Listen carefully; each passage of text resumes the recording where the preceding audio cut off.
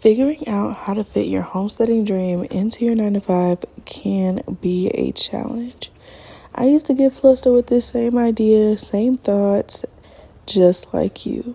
And yet, I currently live in a small suburban rental, limited on what I can do, and landlords say so, if you catch my drift.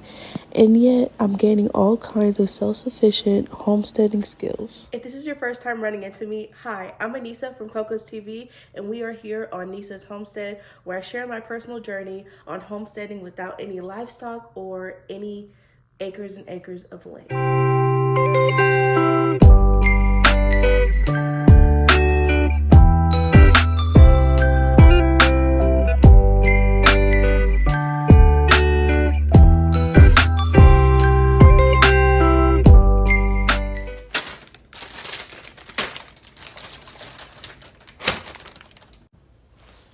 When you clicked on this video, I'm sure the thought of sourdough, gardening, becoming an herbalist, food preservation, or maybe even just sewing came to mind.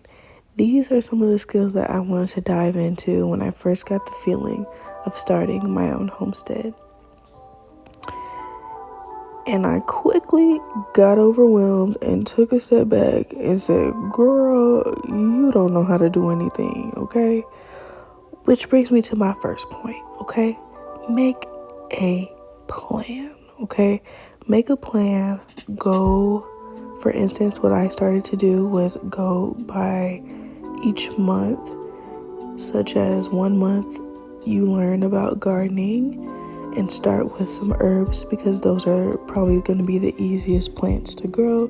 Get you a little garden herb kit, start off with that, put it in your windowsill, and even learn about some soil knowledge. And once you get that down, break that down into weeks. Then say the next month you learn about herbalism, and weekly you study a new herb and what that herb does for your body, or the benefits of that herb, I should say.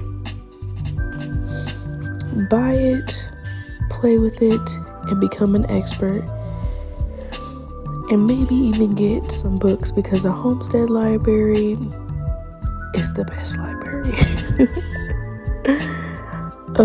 Or just use the internet for a little bit like I did if you're just trying to use your resources, okay? After you make your plan, I will say start to use what you have. Remember that gadgets with no skill or no knowledge is just a gadget, but a gadget with skill and know-how is a tool. Okay, you catch my drift.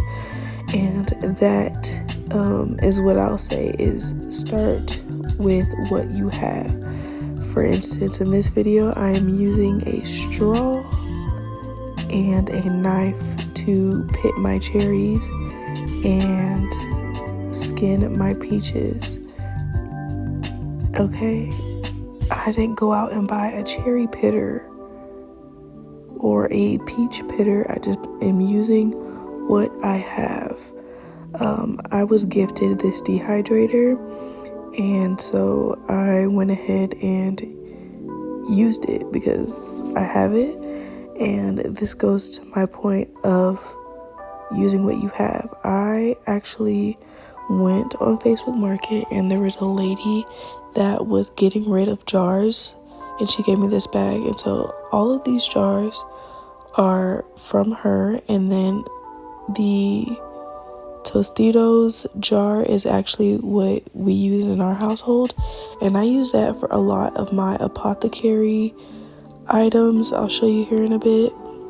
But first I want to talk about upcycling your kitchen scraps. So here I have my old little spaghetti jars that I've been having for a long time, and I've been reusing for like the past 6 months, to be honest.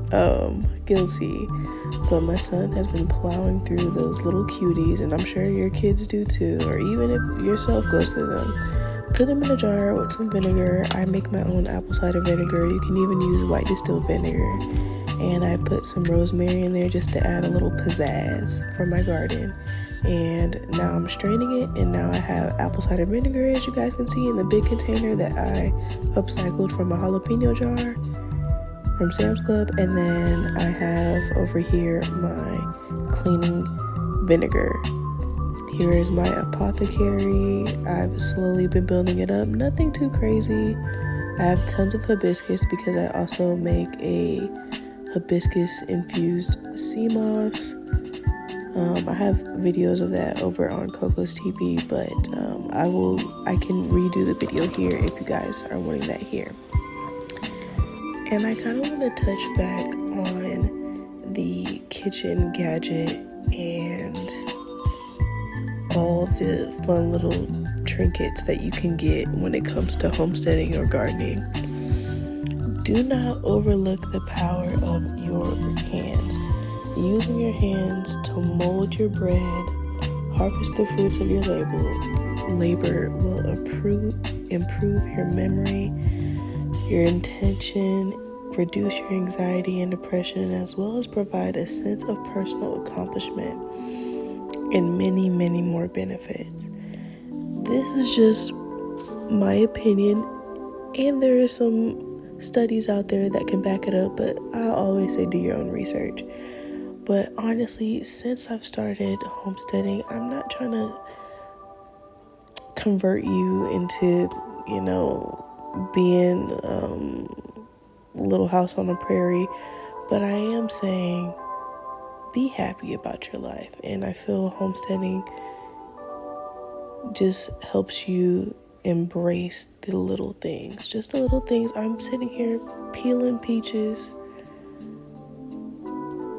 and doing a voiceover for you guys, and I'm just having the time of my life, and it's literally 12 o'clock at night on a Tuesday. Okay, what a life. What a life. And I just had a 9-to-5 work, and I don't feel an ounce of tiredness because this is something that I love to do. I'm enjoying it. I'm using my hands. I'm building this community here on YouTube, and I feel like this is where our roots come from. This is what we're supposed to be doing, okay? So I know I'm supposed to be teaching you how to do an urban homestead, but I can't really teach you much. It's why that we're here. The reason why we're here is to learn together, and I can just show you what my experiences are, and hopefully you get those same experiences, if not better. So I also want you guys to stay tuned to my peach. Well, I'm making a peach, vanilla bean, cinnamon bourbon. And so all you're gonna need is a jar, some peaches, enough to fill a quart size, or you can do even bigger if you want. Some cinnamon sticks. You can use the actual vanilla bean, but I just had my Mexican vanilla extract, and a good bourbon. You can use the cheapest bourbon that you want because we're infusing it ourselves. It just tastes so much better than going to the store and buying a peach infused bourbon. Let me tell you. I also add a little bit of sugar to it just to give it a sweetness. I use this in like a lemonade, and then I also like to add like a Earl Grey tea to it after it's infused for about a week, and then let that sit for 2 more days with the tea bags in it, and then strain it. Freeze the peaches, okay?